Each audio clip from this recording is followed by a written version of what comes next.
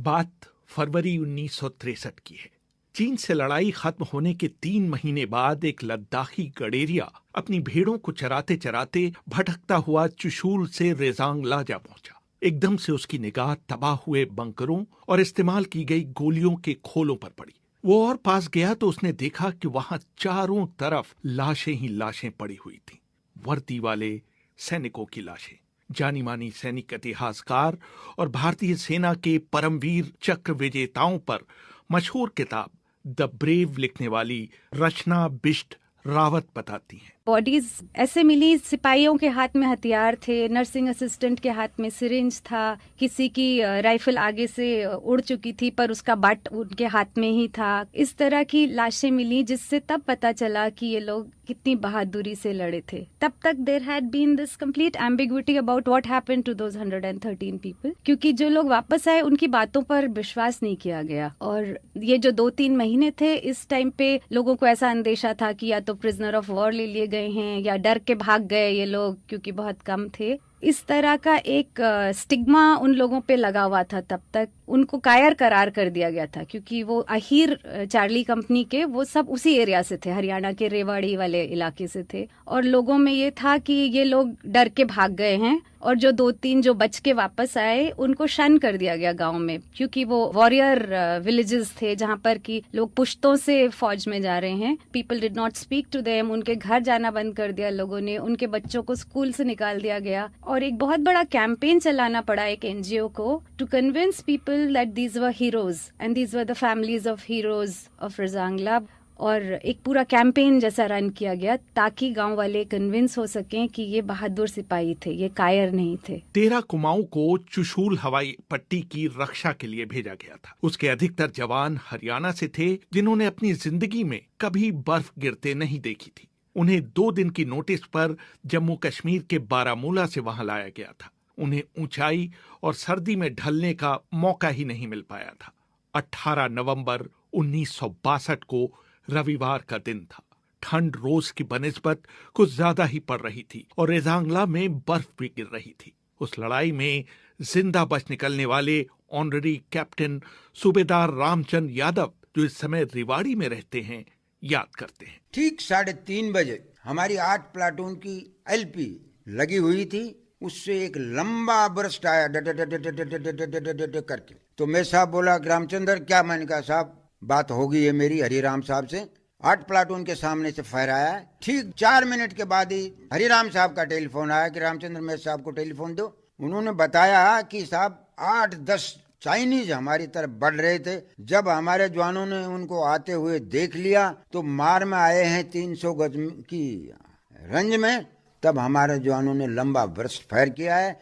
उसमें 4-5 तो उसी टाइम खत्म हो गए, बाकी 2-3 भाग गए और मैंने अपनी लाइट मशीन गन को अपने मोर्चे के अंदर वापस बुला लिया है। ये बात सुन करके मैं साहब बोला कि हरिराम साहब जो वक्त हम चाहते थे वो वक्त आज आ गया है। हरिराम साहब बोला साहब आप चिंता मत करिए, हम सब जवान तैयार हैं, मोर्चा पकड़ लिया है। 7 पलटन के जमादार सुरजा राम ने अपनी कंपनी कमांडर को इत्तला दी कि चीन के करीब 400 सैनिक उनकी पोस्ट की तरफ बढ़ रहे हैं।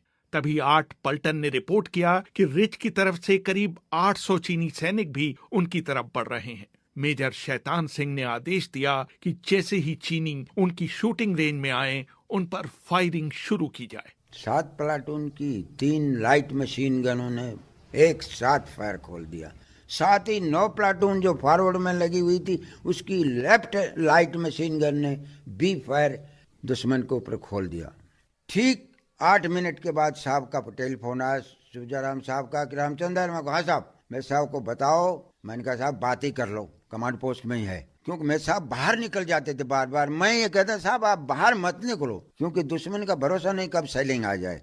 बोला साहब चाइनीज को हमने बुरी तरीके से मार दिया है, आप चिंता मत करिए और जवान सुरक्षित हैं हमारे। कोई भी जवान को किसी भी किस्म की कोई जख्मी वगैरह नहीं हुआ है। ये बातें कर ही रहे थे कि इतनी देर में 8 प्लाटून से खबर आ गई हरिराम की कि साहब हमारी तरफ दुश्मन करीब 400 की नफरी में हमारी तरफ बढ़ रहा है। मैं आपको सच बताता हूँ, क्योंकि लड़ाई हो ली, सब कुछ हो लिया, लेकिन पहला गोला उनका हमारे को खाउस पा के पड़ा। मैं साहब बोला रामचंद्र फायर स्टॉप करा दो। अपनी 3 इंच को आदेश दिया कि टारगेट तोता, क्योंकि हर रेंज ले रखा था, हर उसका कोडवर्ड रखा हुआ था। इधर से हमारी 3 इंच मेट्रो ने फायर शुरू करने, इधर से 8 प्लाटून ने फायर शुरू, ये हमला भी उसका नाकामयाब कर दिया। इसी दौरान में दुश्मन का हैवी सेलिंग हुआ साहब। लाइट मशीन, मीडियम, फील्ड, तीनों आर्टिलरी उनकी एकदम से हमारे ऊपर बम्बारमेंट शुरू हो गया।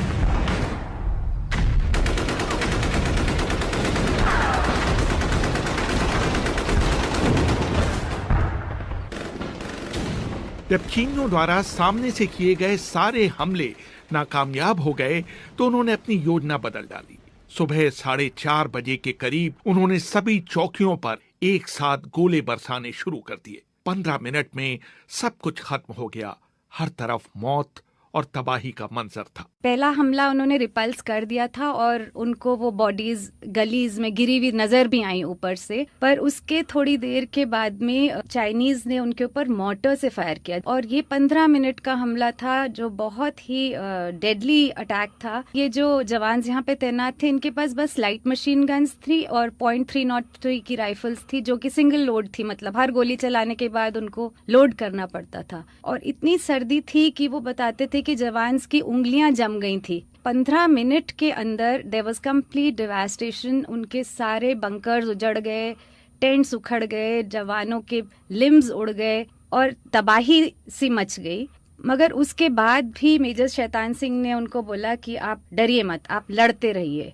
And that is what they did. जब ये सब हटा धुआं वगैरह तो उन्होंने देखा कि सामने दूर रिज पर याक्स आ रही हैं। कुछ क्षणों के लिए उन जवान्स ने सोचा कि हमारी ही अल्फा कंपनी के लोग हैं जो हमारे बचाव के लिए आ रहे हैं, and they were very elated. पर जब उन्होंने दूरबीन लगा के देखा तो वो चाइनीज थे और वो याक्स के ऊपर अपना बाकी सामान लाद के, अपनी एमिनेशन, वेपन्स लाद के आ रहे थे। And that is when the third attack happened, जबकि वो आकर के उन्होंने एक एक को मार दिया। इस बीच मेजर शैतान सिंह की बाह में शेल का एक टुकड़ा आकर लगा। उन्होंने पट्टी करवाने के बाद लड़ाई जारी रखी। तभी एक चीनी सैनिक का पूरा बर्स्ट उनके पेट में लगा और वो नीचे गिर गए। मेजर शैतान सिंह अत्यधिक खून बह जाने की वजह से बार बार बेहोशी की हालत में चले जा रहे थे। सूबेदार रामचंद्र यादव इस मुश्किल समय में उनके साथ थे। बेहोश होते ही मैंने जाके धंधेड़ा, होश आया। रामचंद्र, मैंने कहा साहब बहुत दर्द हो रहा है पेट के अंदर, मेरा बेल्ट खोल। मैंने कहा साहब बेल्ट नहीं खोलूंगा, क्योंकि उससे पहले जब मैंने अंदर हाथ दिया तो मेरे साहब की आंतें बेल्ट के नीचे आ चुकी थी। फिर मेरे साहब बेहोश हो गए।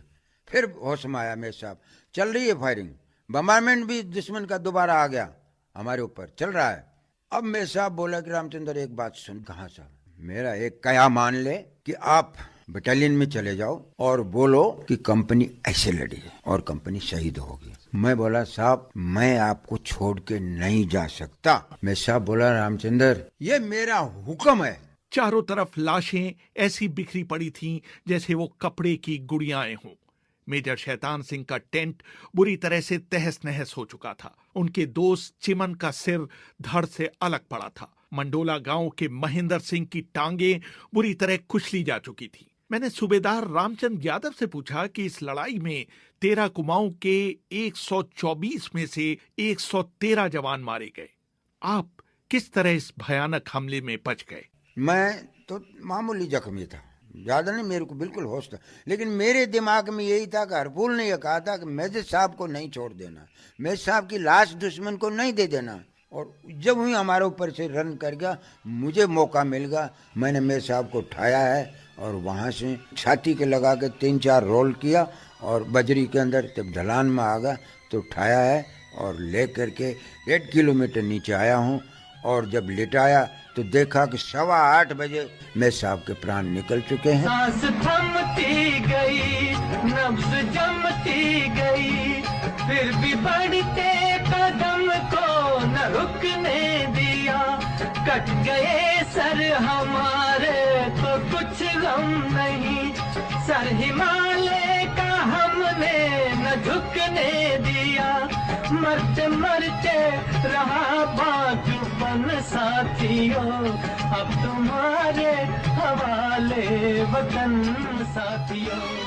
उनके ऊपर बर्फ करी है, ढक दिया है। ये सोचा कि नीचे क्वार्टर मास्टर के पास जाना है और जाने के बाद मैं साहब की लाश को लेके जाना है। लेकिन जब मैं नीचे गया तो उस जगह तो आग लगा रखी, राशन पानी में सब में आग लगी हुई है। और ना वहाँ हौलदार मेजर था, ना वहाँ वाशरमैन था, ना वहाँ सफाई वाला, कोई नहीं था।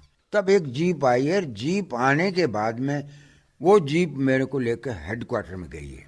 रेजांगला की लड़ाई को भारतीय सैन्य इतिहास की सबसे बड़ी लड़ाइयों में से एक माना जाता है, जब एक इलाके का रक्षण करते हुए लगभग सभी जवानों ने अपने प्राणों की आहुति दे दी थी। उनको जो आदेश मिले थे वो उन्होंने आखिरी दम तक पूरे किए। जो ब्रिगेड कमांडर थे ब्रिगेडियर टीएन रैना, उनसे रिटन में हर एक सब कंपनी के पास में आदेश आए थे कि आप आखिरी गोली और आखिरी आदमी तक लड़ेंगे। तो ये उन्होंने टू द टी फॉलो किए ये ऑर्डर्स। 124 जवान वहां पर तैनात थे और ऑलमोस्ट 1000 की संख्या में चाइनीज का उन पे अटैक हुआ था, मगर उन्होंने हार नहीं मानी। मैं आपको बताना चाहूंगी रेहान कि जब मैं इसको रिसर्च कर रही थी तो 13 कुमाऊं वाज द बटालियन। उनको जब मैंने मेल के साथ संपर्क किया और उनसे बोला कि आप थोड़ा बैटल के बारे में बताइए, तो उन्होंने मुझे कुछ तस्वीरें भेजी और उन्होंने मुझे बोला कि हम पहले आपको नाम भेजते हैं कितने लोग मरे हैं। तो that ran into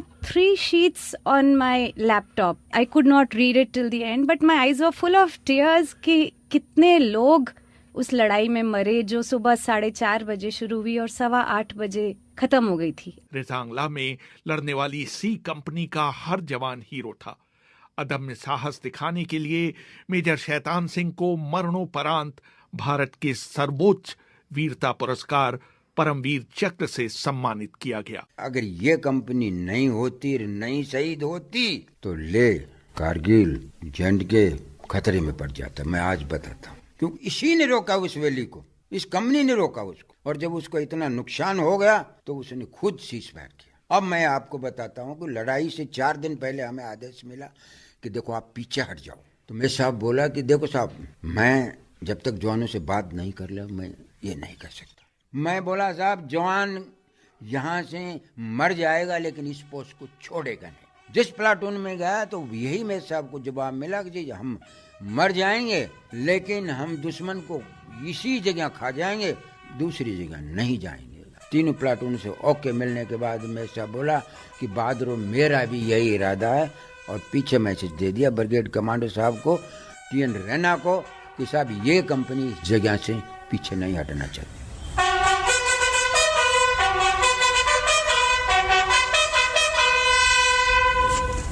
Rehan Fazal, BBC, Delhi.